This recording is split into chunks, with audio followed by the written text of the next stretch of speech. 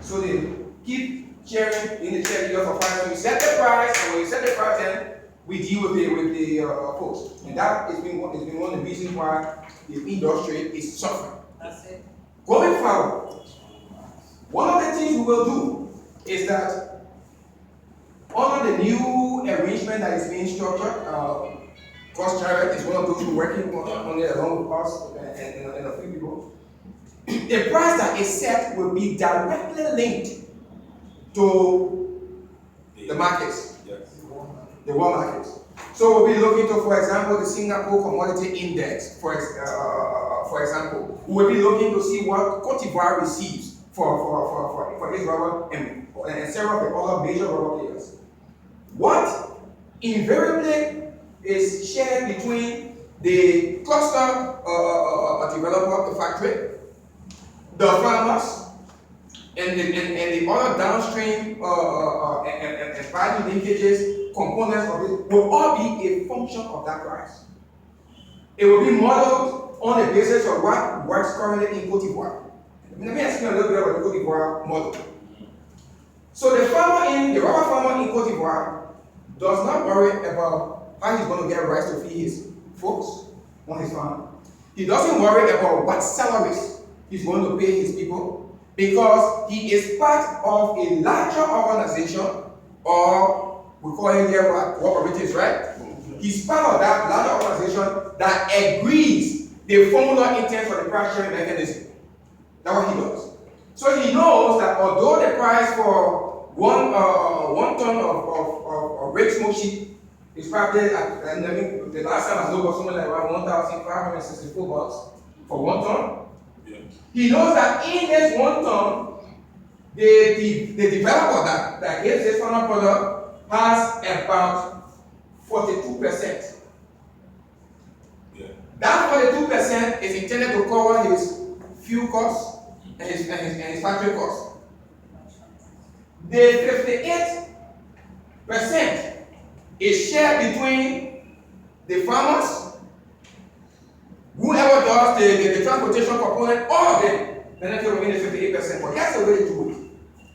So they agree that, say, we will supply you, Mr. Developer, over this period, we'll supply you, say, 1,000 tons of rubber this week. This guy, on the basis of his letter of credit, he has concluded with the bank, with the overseas purchaser. That is already confirmed. The information is public knowledge, so nobody have the opportunity to probably shortchange the other person. The price is already known, because the bank is operating as the middleman, bringing both the international buyer and the local domestic sellers together, and has already agreed this price. So the portion based on the 42% less deduction, the sharing ratio, that portion accounts for these people. The bank is also their bank. Sometimes it's not the same bank. The bank that 27, the bank that 22, let's say, is not the same. But their bank, on the basis of that, is also factoring what is going to come up for the cost for basic maintenance of the workforce. What the bank does is the bank will make available about, say, 50 to 60% of this money over a period of, say, 6 months. So they will take the payrolls of all the funds. Yeah, they take the payrolls of all the funds, your feeding expenses and your basic cost of living. And the way it works is that, so on a monthly basis, your people are producing their quota and they are being paid. What the farm owner looks forward to is that after though that rubber is being shipped to the developer, the local factory person, and that rubber goes further. When the value of the inflows come in for the payment of the rubber, there is a small markup in terms of the profit sharing dividend. It is that dividend the factory, the farmers look forward to in terms of their own profit coming to them. So the way the flow of the financing goes is 2 ways. The regular working capital, which does not look at if your farm owner you want to buy a new car, that's not the place to go for the money to buy a new car. No. So is the working capital coming here? No, in this case. No, the working capital is advanced, but it is advanced on the basis of all of the predetermined conclusion. Yeah. Into here. So Yes. Basically at this level. And their representation in terms of their cooperative union agrees that they have the forward-looking prices of what rubber is going to be. They already have that. They have the LCs already locked down. They will get along with the banks.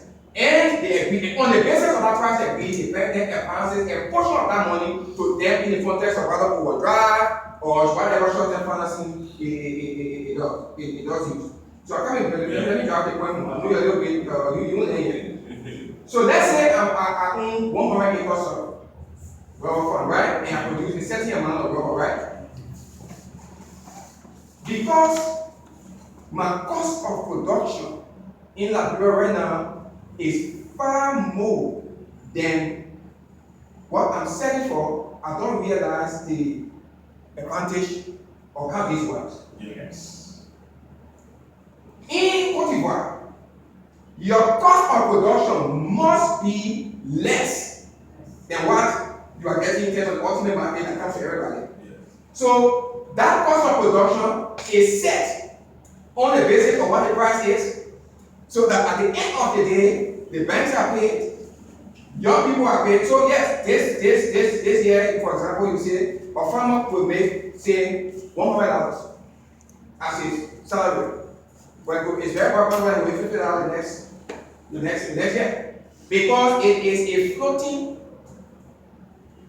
liberal margin in terms of how much the market is. Right? And that is why the farmers strive, not the cooperative, strive as much as possible to ensure that there is that open transparency in terms of what the market provides, so that in days of boom, everybody enjoy, and in days of bust, everybody take a meeting. In our case, the farmers don't know what. In days of boom, the farm owners enjoy. Now, in days of bust, they want the laborers to, participate in the difficulty. The laborers say, hell no, we can't do that. That's the large issue we see with many of the rubber farms. Alright? So, in the context of going forward, the price mechanism set by the rubber planters, to answer the question, the Rubber Planters Association, in conjunction with this new regulatory body that is being set up to manage the rubber industry, will have to be open with everybody, so that we know what is there for all of us, what you guys, what you will benefit from, and what we will benefit from.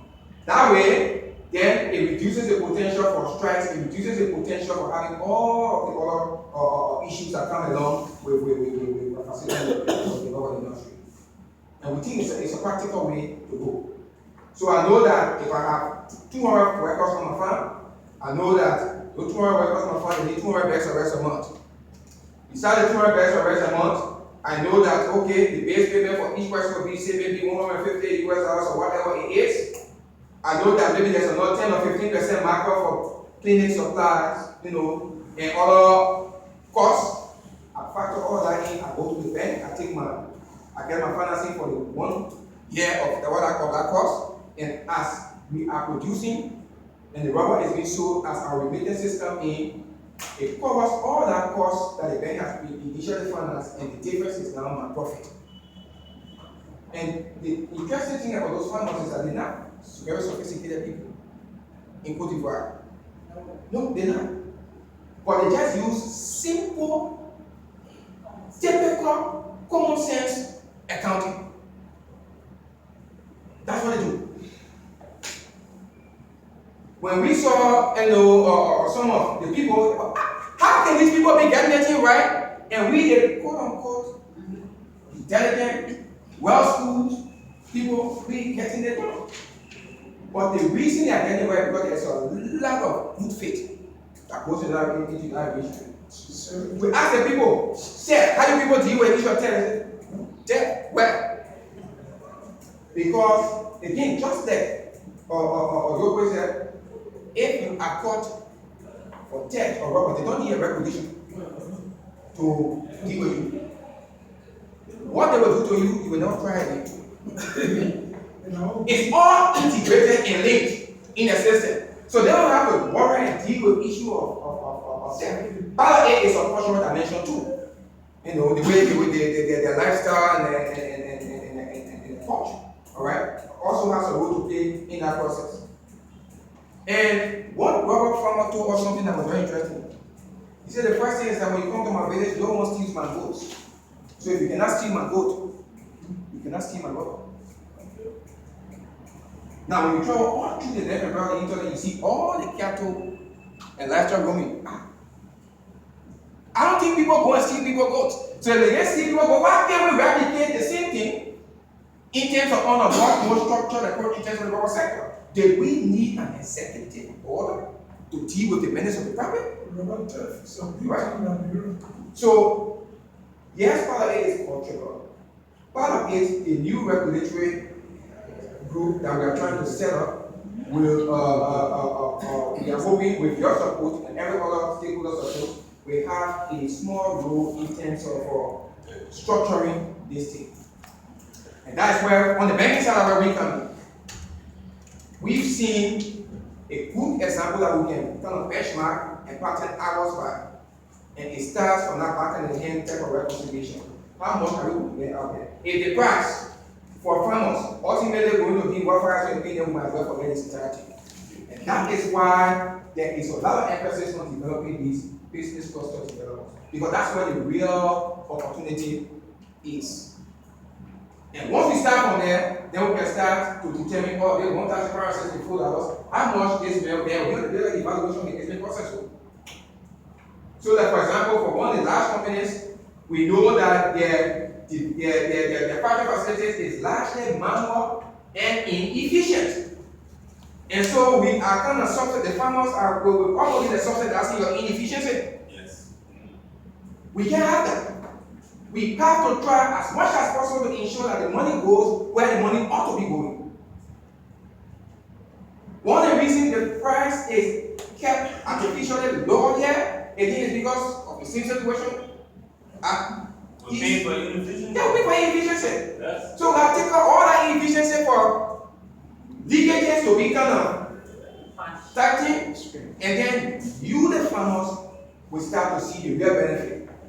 And at the end of the day, we hope that productivity now filters down to your employees, who will see it as imperative and align to their destiny if they work harder and work more effectively.